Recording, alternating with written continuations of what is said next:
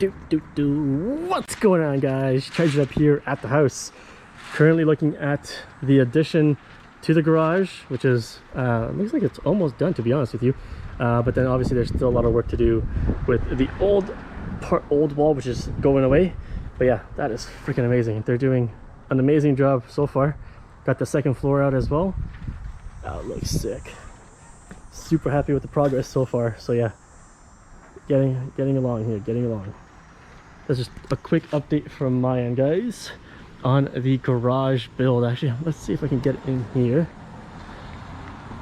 Yeah, the poles, the massive I-beams are still there. Those I-beams are going to be going away. The I-beam that's going across, and then there's one over here going across as well.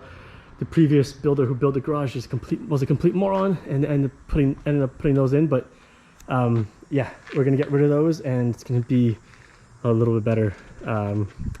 Yeah, I might get a little bit more ceiling space as well, so I can do some more storage, so that'd be nice. But yeah, that is the update for today on the garage reno so far. Thanks for watching. Until the next one, guys.